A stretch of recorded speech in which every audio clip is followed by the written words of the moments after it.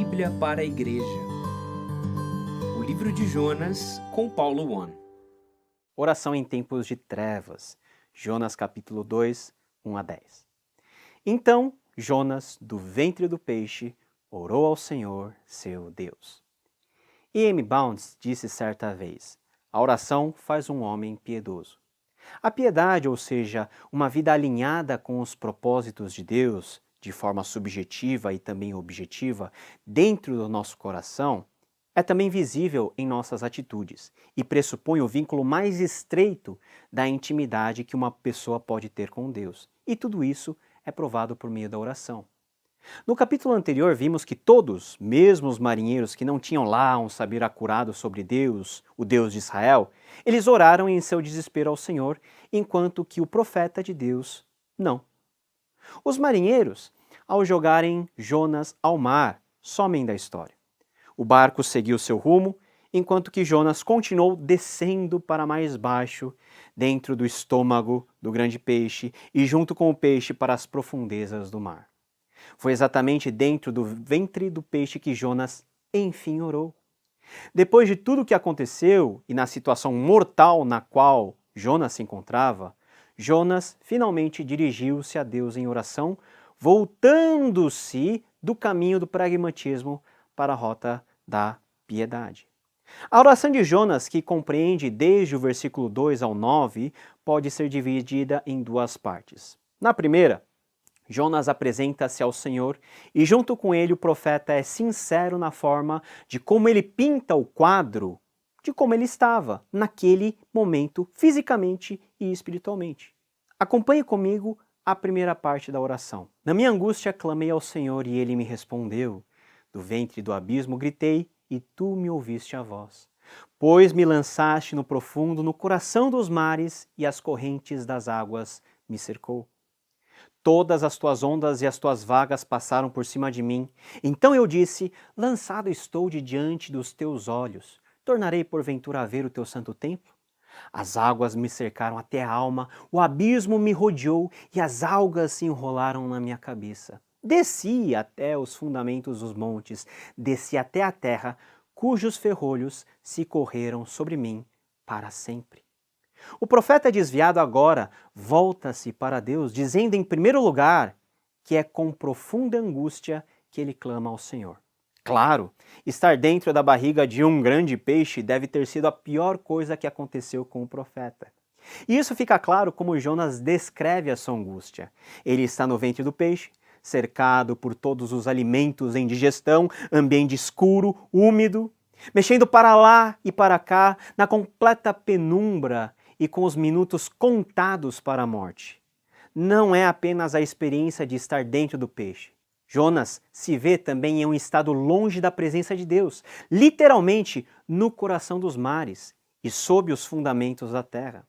Na concepção judaica de mundo, Jonas estava justamente no lugar mais baixo e mais distante que alguém poderia estar de Deus. De fato, Jonas estava distante do mundo, sob a água e, mais importante, distante de Deus.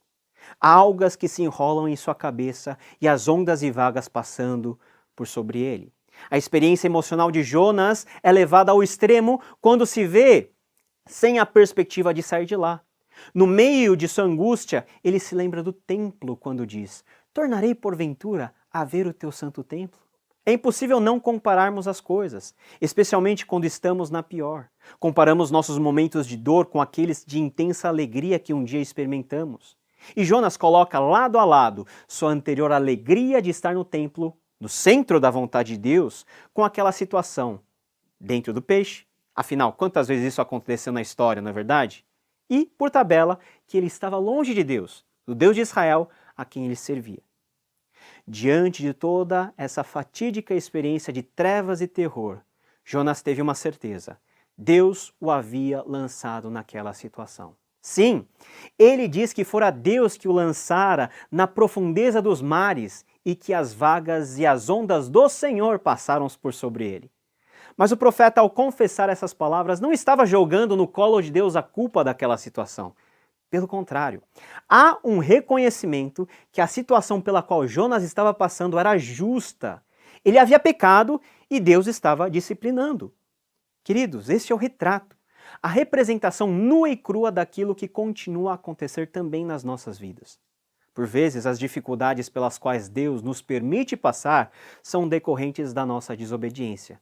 Mas diferente daquilo que muitos pensam a respeito de Deus, o interesse do Senhor não está em destruir-nos para descontar toda a sua ira e raiva. Sim, sua ira é justa, mas o seu amor é leal.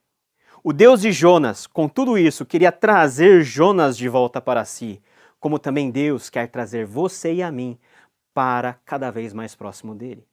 Quando Jonas diz, "Foi o Senhor que me fez isto", está implícito também a declaração, "Eu estou merecendo tudo isto".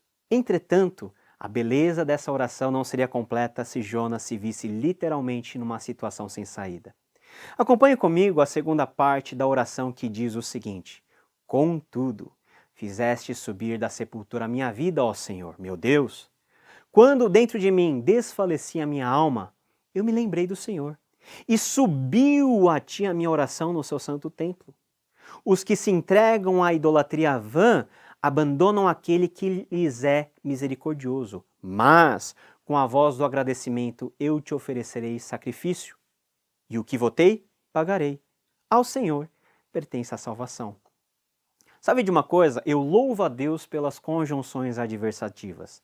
Contudo, mesmo diante do meu pecado e da minha teimosia, contudo, Deus me ouve e me socorre. Contudo, de acordo com a convicção de Jonas, Deus era poderoso, fiel e misericordioso de fazê-lo sair daquela situação. Assim como Deus tem o poder para trazer vida ao morto, Deus poderia fazer Jonas sair daquela sepultura, que era o centro do grande peixe. Para Deus, meus irmãos, não há situação que seja intransponível e irremediável. Mesmo quando estamos mortos em nossos delitos e pecados, como vai dizer o apóstolo Paulo em Efésios 2:1, contudo, Ele, Deus, é aquele que nos dá vida. Mas de onde vinha essa convicção tão firme do profeta Jonas? Como ele teve a santa certeza que Deus poderia salvá-lo daquela situação? A oração de Jonas, no versículo 7, declara que o segredo estava na sua lembrança de Deus. Ah, queridos, como é precioso nos lembrarmos do Senhor. Jonas trouxe à sua memória os atos poderosos do Deus de Israel, a sua santa presença em seu templo. Mesmo longe de Jerusalém e do templo físico, Jonas sabia que naquele instante, naquele lugar, ele poderia lembrar-se do Senhor. A lembrança dos atos do Senhor pode transformar o centro do grande peixe, esse lugar de dificuldade que você pode se encontrar hoje, no ponto de encontro com o Deus Todo-Poderoso. Mesmo dentro do ventre do peixe, Jonas creu que a sua oração podia subir. Até aquele momento, Jonas estava ladeira abaixo, descendo e descendo para longe de Deus. Agora, mesmo longe, ele se faz próximo de Deus ao orar. Você está longe de Deus? Você está exatamente no fundo do poço? O texto nos ensina que não há lugar tão distante que Deus não possa nos alcançar e nos restaurar. Da barriga do peixe para o santo templo, a oração de Jonas subiu e junto com a oração que subiu, subiu Jonas também para mais perto de Deus. Jonas também expressa gratidão a Deus. Note que pelas circunstâncias, Jonas não teria nada a agradecer, pelo contrário, só reclamar. Mas a gratidão que Deus produz em nosso coração nunca é apenas em relação ao que me cerca ou ao que acontece ou deixa de acontecer comigo, não. A verdadeira gratidão é fruto do reconhecimento da misericórdia de um Deus verdadeiro, absolutamente diferente em natureza e essência de todos os ídolos. Sim, Jonas agradece a Deus e faz votos de sacrifício ao Senhor. É exatamente nos momentos em que somos tentados a sermos ingratos, é que Deus nos auxilia a experimentar na máxima potência a doce gratidão. Infelizmente, só damos conta de que algo é importante quando perdemos. Que tal sermos gratos a Deus e expressarmos esse ato de adoração sem a necessidade de termos que passar pela experiência do grande peixe? Por fim, Jonas declara algo que para nós reformados é uma verdade muito cara. Ao Senhor pertence a salvação. A salvação, em termos imediatos no texto, se refere à salvação de Jonas de dentro do peixe, do perigo iminente da sua morte. Jonas, ao reconhecer que a salvação pertence a Yahvé, o Deus de Israel, expressa sua confiança que só Deus poderia tirá-lo daquela situação. Existem sim momentos em nossas vidas em que só Deus pode nos salvar e ajudar. Sim, e como é bom saber que podemos confiar nesse Deus. Mas também a salvação apresentada aqui nos antecipa a verdadeira salvação, a salvação completa e definitiva que temos por meio de Jesus Cristo. Aliás, o próprio Jesus se identificou com Jonas quando disse lá em Mateus 12,40: porque assim como esteve Jonas 3 dias e 3 noites no ventre do grande peixe, assim o Filho do Homem estará 3 dias e 3 noites no coração da terra. Meus queridos irmãos, Jesus é a nossa salvação definitiva e essa salvação é nos dada por Deus.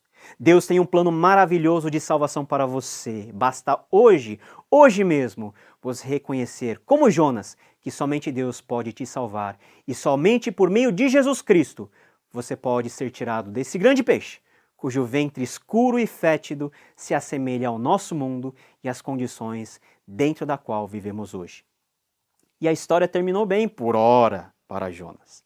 Deus ouviu a oração de seu profeta que estava longe. Ao atender a oração, Deus trouxe de volta o profeta para dentro do seu projeto e dentro da sua história, dando-lhe uma segunda chance. Falou, pois, o Senhor ao peixe, e este vomitou a Jonas na terra. Não há quem possa estar longe, tão longe, lá embaixo, que Deus não possa, com a sua forte destra, alcançar e salvar e trazer para junto dele. Bendito seja esse Deus misericordioso de Jonas, que é o mesmo Deus a quem nós servimos e que quer se revelar a você ainda hoje. Nos vemos no próximo episódio, querendo Deus, até lá.